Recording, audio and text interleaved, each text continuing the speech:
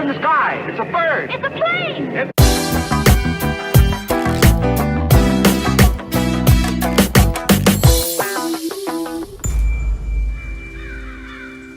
Some people believe if we repeat stories often enough,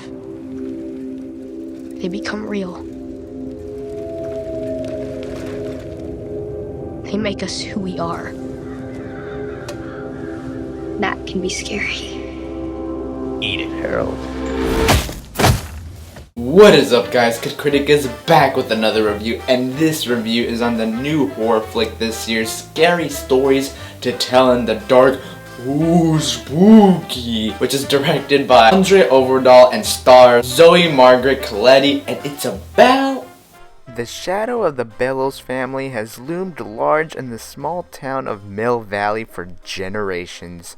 It's in a mansion that young Sarah Bellows turns her tortured life and horrible secrets into a series of scary stories. These terrifying tales soon have a way of becoming all too real for a group of unsuspecting teens who stumble upon Sarah's spooky home.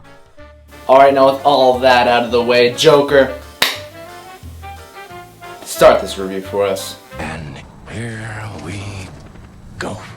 So going into this movie, I was really hyped to see it because I enjoyed the trailers, and I hear this movie is based off of a bunch of books that's kind of like Goosebumps, and I hear they're really fun.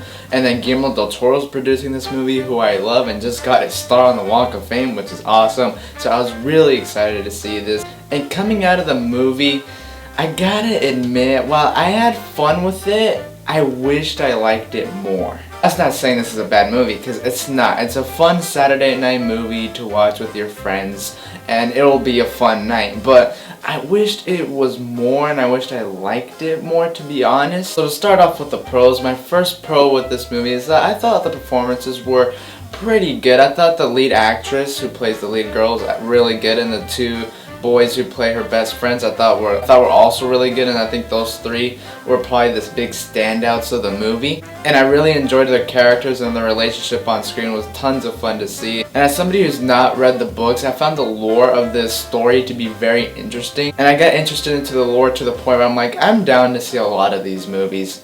Even though this movie is probably not going to be my favorite horror movie of the year, but I'd be down to see another one. And when it comes down to the creepiness and the horrific parts of this movie, because it is a horror movie at the end of the day, I did think it worked on that level. There's definitely a lot of creepy moments. Everybody's talking about that red room, and it's not red rum, but red room.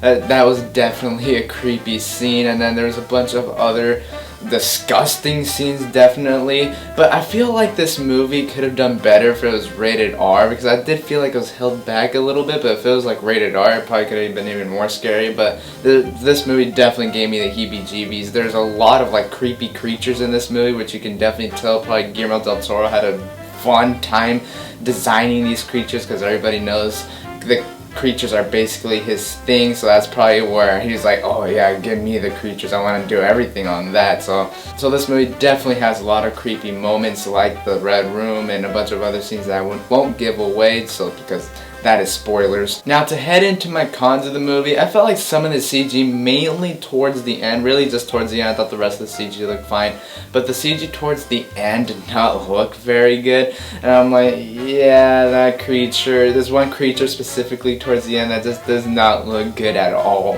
Now while I enjoyed most of the performances in this movie, one of the lead kids in this film, who plays the character of Ramon, I believe, I couldn't buy into him in this movie. I thought he was okay, but it was hard for me to buy into him, because some of the emotions that he had to play into and some of the faces he had to make, it felt a little bit forced to me, and it felt harder for me to buy into his character. At the end of the day, he had a decent performance. And my third con of the movie is that I felt like there was like a handful of moments in this film that just felt a bit corny. Well, yes, it was enjoyable, but it just felt too on the nose. I was like, come on, I'm sure we can do better than that.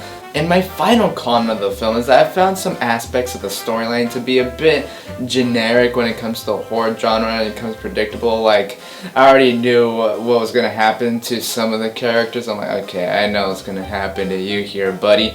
And it kind of ended up happening. Now, what ended up happening was pretty fun to watch, so I did enjoy that. So overall, I enjoy Scary Stories to Tell in the Dark. I found most of the characters, for the most part, to be pretty interesting. There's lots of great creepy moments. The monsters looked really good, except for one of the monsters towards the end that just did not look good at all. There's a lot of pretty creepy and disgusting scenes in this movie. And overall, even though this movie has its issues, I had fun with it. I wished I liked it more, but overall I had fun with it. And with that said, I'm going to give Scary Stories to Tell in the Dark a 3 out of 5 Fernies. I quite enjoyed this movie. I probably will watch it another time on a random Saturday night during Halloween time. Be like, hey, that was a fun movie, I'll watch it again. So with that said, tell me down in the comment section below, what did you think of Scary Stories to Tell in the Dark? Did you like it?